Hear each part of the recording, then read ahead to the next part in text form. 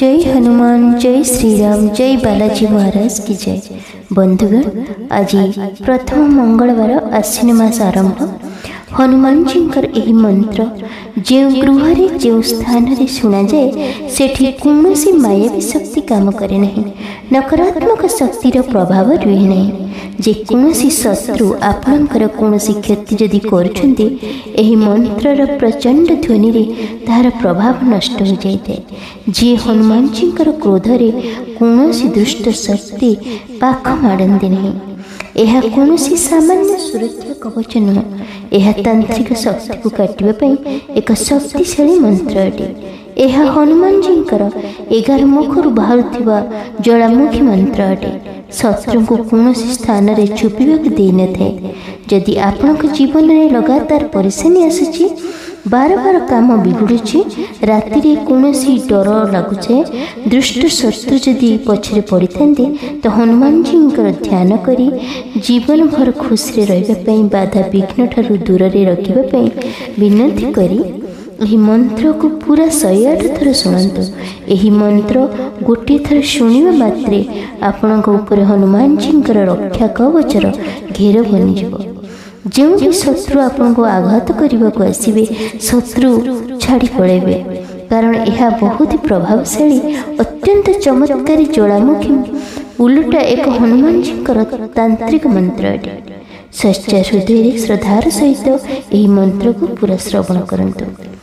ओम ज्वाला गलद्युगत्राय एकदश मुख हनुमति सरिप शत्रु संहरणाय तंत्रनाशकाय स्वाहा। ओम ज्वाला गलद्युगत्राय एकदश मुख हनुमति सरिप शत्रु संहरणाय तंत्रनाशकाय स्वाहा।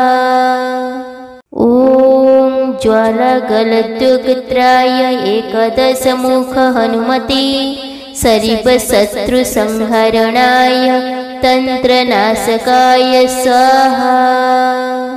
ओम ज्वाला गलद्युगत्राय एकदश मुख हनुमति सरिप शत्रु संहरणाय तंत्रनाशकाय स्वाहा। ओम ज्वाला गलद्युगत्राय एकदश मुख हनुमति सरिप शत्रु संहरणाय तंत्रनाशकाय स्वाहा। ओम ज्वाला गलद्युगत्राय एकदश मुख हनुमति सरिप शत्रु संहरणाय तंत्रनाशकाय स्वाहा। ओम ज्वाला गलद्युगत्राय एकदश मुख हनुमति सरिप शत्रु संहरणाय तंत्रनाशकाय स्वाहा। ओम ज्वाला गलद्युगत्राय एकदश मुख हनुमति सरिप शत्रु संहरणाय तंत्रनाशकाय स्वाहा। ओम ज्वाला गलद्युगत्राय एकदश मुख हनुमति सरिप शत्रु संहरणाय तंत्रनाशकाय स्वाहा।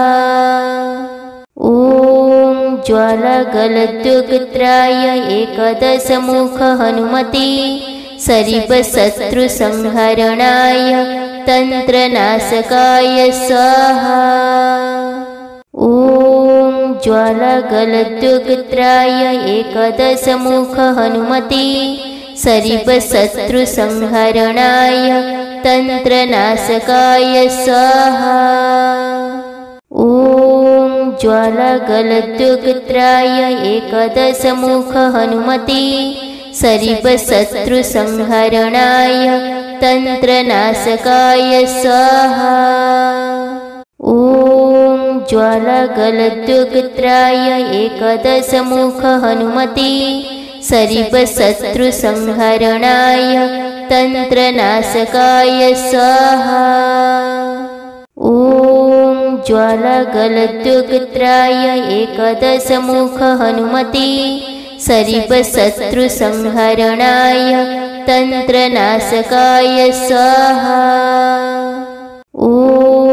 ज्वालागलद्युगत्राय एकदशमुख हनुमते सरिपशत्रुसंहरणाय तन्त्रनाशकाय स्वाहा। ॐ ज्वालागलद्युगत्राय एकदशमुख हनुमते सरिपशत्रुसंहरणाय तन्त्रनाशकाय स्वाहा। ॐ ज्वालागलद्युगत्राय एकदशमुख हनुमते सरिपशत्रुसंहरणाय तन्त्रनाशकाय स्वाहा। ॐ ज्वालागलद्युगत्राय एकदशमुख हनुमते सरिपशत्रुसंहरणाय तन्त्रनाशकाय स्वाहा। ॐ ज्वालागलद्युगत्राय एकदशमुख हनुमते सरिपशत्रुसंहरणाय तन्त्रनाशकाय स्वाहा। ॐ ज्वालागलद्युगत्राय एकदशमुख हनुमते सरिपशत्रुसंहरणाय तन्त्रनाशकाय स्वाहा। ॐ ज्वालागलद्युगत्राय एकदशमुख हनुमते सरिपशत्रुसंहरणाय तन्त्रनाशकाय स्वाहा। ॐ ज्वालागलद्युगत्राय एकदशमुख हनुमते सरिपशत्रुसंहरणाय तन्त्रनाशकाय स्वाहा। ॐ ज्वालागलद्युगत्राय एकदशमुख हनुमते सरिपशत्रुसंहरणाय तन्त्रनाशकाय स्वाहा। ॐ ज्वालागलद्युगत्राय एकदशमुख हनुमते सरिपशत्रुसंहरणाय तन्त्रनाशकाय स्वाहा। ॐ ज्वालागलद्युगत्राय एकदशमुख हनुमते सरिपशत्रुसंहरणाय तन्त्रनाशकाय स्वाहा। ॐ ज्वालागलद्युगत्राय एकदशमुख हनुमते सरिपशत्रुसंहरणाय तन्त्रनाशकाय स्वाहा। ॐ ज्वालागलद्युगत्राय एकदशमुख हनुमते सरिपशत्रुसंहरणाय तन्त्रनाशकाय स्वाहा। ॐ ज्वालागलद्युगत्राय एकदशमुख हनुमते सरिपशत्रुसंहरणाय तन्त्रनाशकाय स्वाहा। ॐ ज्वालागलद्युगत्राय एकदशमुख हनुमते सरिपशत्रुसंहरणाय तन्त्रनाशकाय स्वाहा। ॐ ज्वालागलद्युगत्राय एकदशमुख हनुमते सरिपशत्रुसंहरणाय तन्त्रनाशकाय स्वाहा। ॐ ज्वालागलद्युगत्राय एकदशमुख हनुमते सरिपशत्रुसंहरणाय तन्त्रनाशकाय स्वाहा। ॐ ज्वालागलद्युगत्राय एकदशमुख हनुमते सरिपशत्रुसंहरणाय तन्त्रनाशकाय स्वाहा। ॐ ज्वालागलद्युगत्राय एकदशमुख हनुमते सरिपशत्रुसंहरणाय तन्त्रनाशकाय स्वाहा। ॐ ज्वालागलद्युगत्राय एकदशमुख हनुमते सरिपशत्रुसंहरणाय तन्त्रनाशकाय स्वाहा। ॐ ज्वालागलद्युगत्राय एकदशमुख हनुमते सरिपशत्रुसंहरणाय तन्त्रनाशकाय स्वाहा। ॐ ज्वालागलद्युगत्राय एकदशमुख हनुमते सरिपशत्रुसंहरणाय तन्त्रनाशकाय स्वाहा। ॐ ज्वालागलद्युगत्राय एकदशमुख हनुमते सरिपशत्रुसंहरणाय तन्त्रनाशकाय स्वाहा। ॐ ज्वालागलद्युगत्राय एकदशमुख हनुमते सरिपशत्रुसंहरणाय तन्त्रनाशकाय स्वाहा। ॐ ज्वालागलद्युगत्राय एकदशमुख हनुमते सरिपशत्रुसंहरणाय तन्त्रनाशकाय स्वाहा। ॐ ज्वालागलद्युगत्राय एकदशमुख हनुमते सरिपशत्रुसंहरणाय तन्त्रनाशकाय स्वाहा। ॐ ज्वालागलद्युगत्राय एकदशमुख हनुमते सरिपशत्रुसंहरणाय तन्त्रनाशकाय स्वाहा। ॐ ज्वालागलद्युगत्राय एकदशमुख हनुमते सरिपशत्रुसंहरणाय तन्त्रनाशकाय स्वाहा। ॐ ज्वालागलद्युगत्राय एकदशमुख हनुमते सरिपशत्रुसंहरणाय तन्त्रनाशकाय स्वाहा।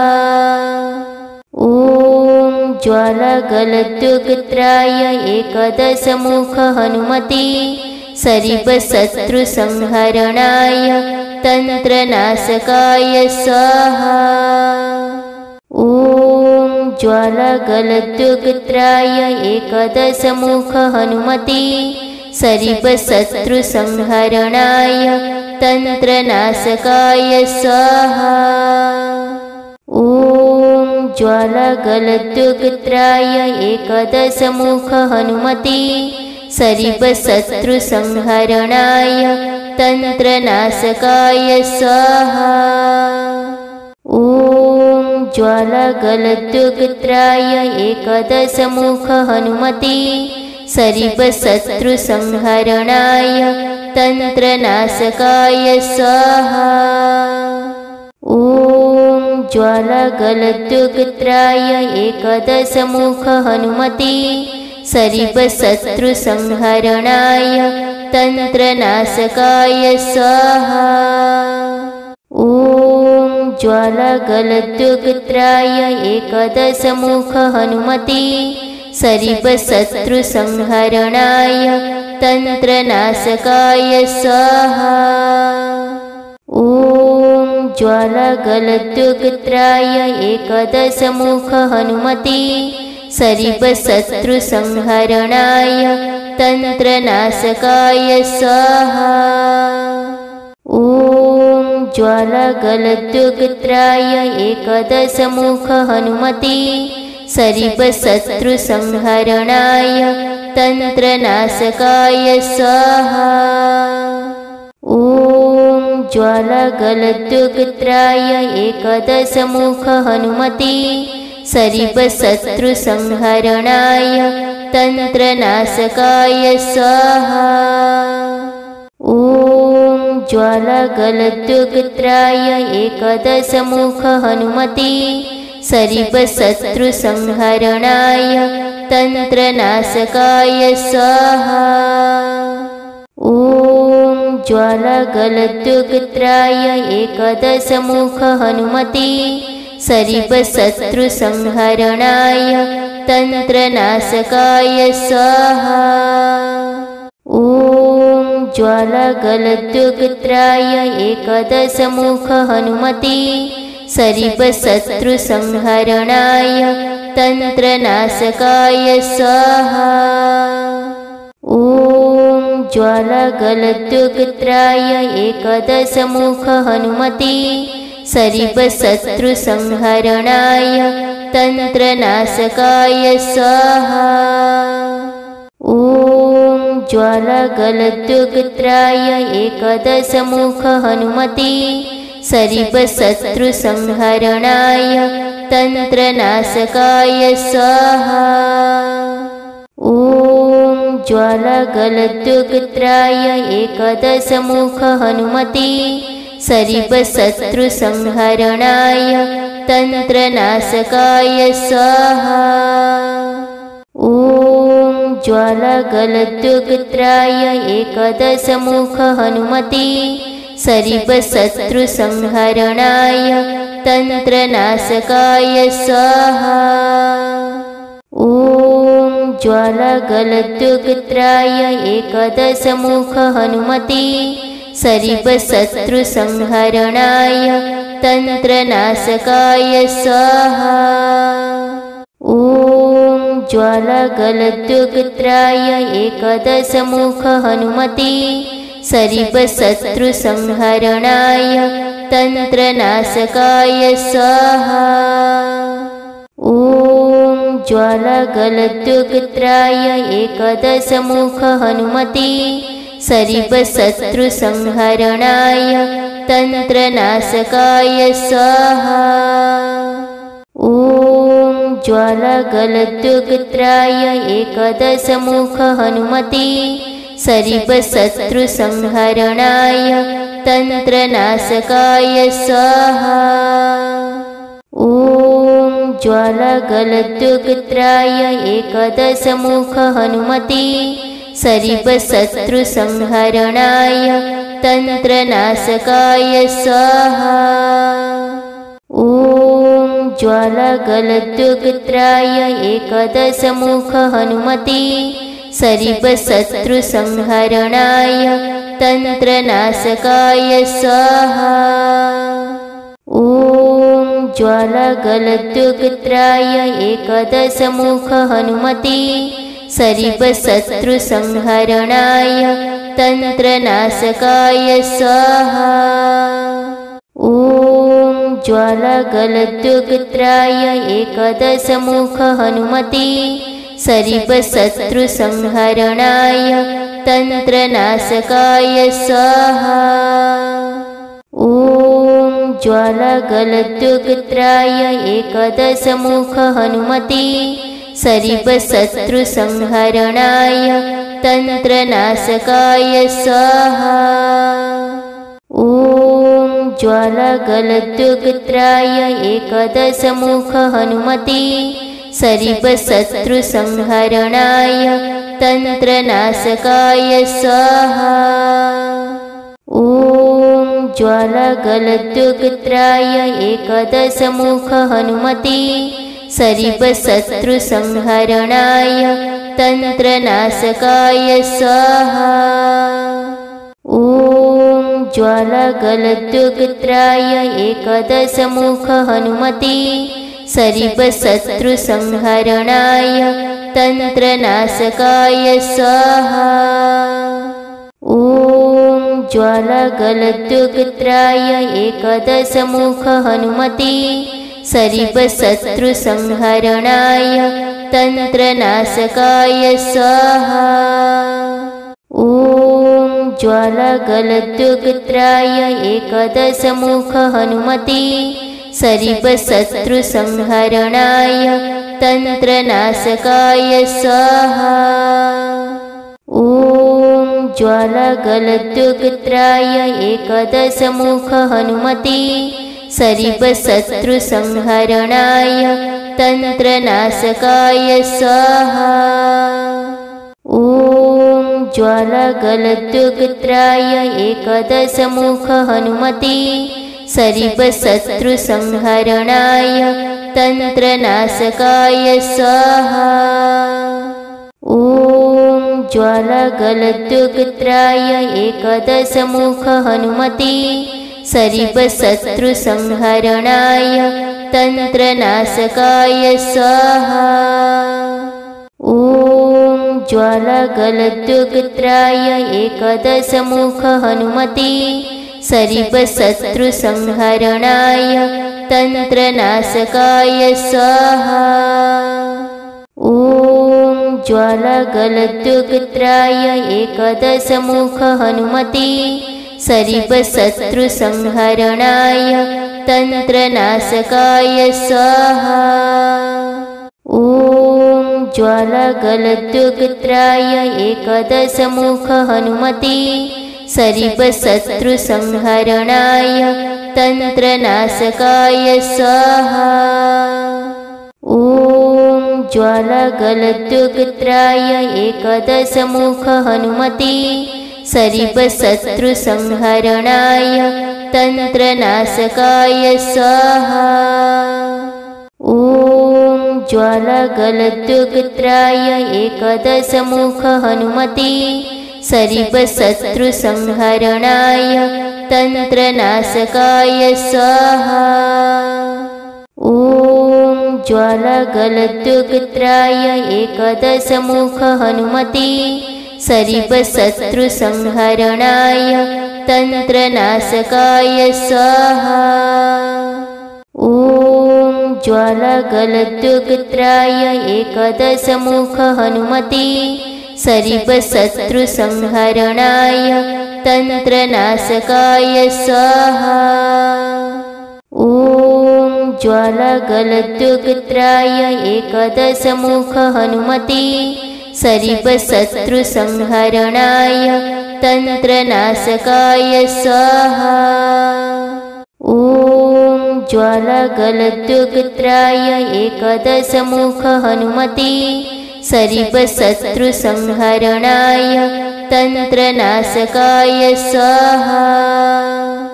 ॐ ज्वालागलद्युगत्राय एकदशमुख हनुमते सरिपशत्रुसंहरणाय तन्त्रनाशकाय स्वाहा। ॐ ज्वालागलद्युगत्राय एकदशमुख हनुमते सरिपशत्रुसंहरणाय तन्त्रनाशकाय स्वाहा। ॐ ज्वालागलद्युगत्राय एकदशमुख हनुमते सरिपशत्रुसंहरणाय तन्त्रनाशकाय स्वाहा।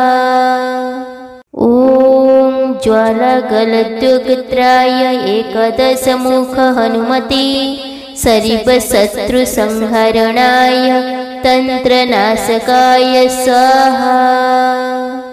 ॐ ज्वालागलद्युगत्राय एकदशमुख हनुमते सरिपशत्रुसंहरणाय तन्त्रनाशकाय स्वाहा। ॐ ज्वालागलद्युगत्राय एकदशमुख हनुमते सरिपशत्रुसंहरणाय तन्त्रनाशकाय स्वाहा। ॐ ज्वालागलद्युगत्राय एकदशमुख हनुमते सरिपशत्रुसंहरणाय तन्त्रनाशकाय स्वाहा। ॐ ज्वालागलद्युगत्राय एकदशमुख हनुमते सरिपशत्रुसंहरणाय तन्त्रनाशकाय स्वाहा। ॐ ज्वालागलद्युगत्राय एकदशमुख हनुमते सरिपशत्रुसंहरणाय तन्त्रनाशकाय स्वाहा। ॐ ज्वालागलद्युगत्राय एकदशमुख हनुमते सरिपशत्रुसंहरणाय तन्त्रनाशकाय स्वाहा। ॐ ज्वालागलद्युगत्राय एकदशमुख हनुमते सरिपशत्रुसंहरणाय तन्त्रनाशकाय स्वाहा। ॐ ज्वालागलद्युगत्राय एकदशमुख हनुमते सरिपशत्रुसंहरणाय तन्त्रनाशकाय स्वाहा। ॐ ज्वालागलद्युगत्राय एकदशमुख हनुमते सरिपशत्रुसंहरणाय तन्त्रनाशकाय स्वाहा। ॐ ज्वालागलद्युगत्राय एकदशमुख हनुमते सरिपशत्रुसंहरणाय तन्त्रनाशकाय स्वाहा। ॐ ज्वालागलद्युगत्राय एकदशमुख हनुमते सरिपशत्रुसंहरणाय तन्त्रनाशकाय स्वाहा। ॐ ज्वालागलद्युगत्राय एकदशमुख हनुमते सरिपशत्रुसंहरणाय तन्त्रनाशकाय स्वाहा। ॐ ज्वालागलद्युगत्राय एकदशमुख हनुमते सरिपशत्रुसंहरणाय तन्त्रनाशकाय स्वाहा। ॐ ज्वालागलद्युगत्राय एकदशमुख हनुमते सरिपशत्रुसंहरणाय तन्त्रनाशकाय स्वाहा। ॐ ज्वालागलद्युगत्राय एकदशमुख हनुमते सरिपशत्रुसंहरणाय तन्त्रनाशकाय स्वाहा। ॐ ज्वालागलद्युगत्राय एकदशमुख हनुमते सरिपशत्रुसंहरणाय तन्त्रनाशकाय स्वाहा। ॐ ज्वालागलद्युगत्राय एकदशमुख हनुमते सरिपशत्रुसंहरणाय तन्त्रनाशकाय स्वाहा। ॐ ज्वालागलद्युगत्राय एकदशमुख हनुमते सरिपशत्रुसंहरणाय तन्त्रनाशकाय स्वाहा।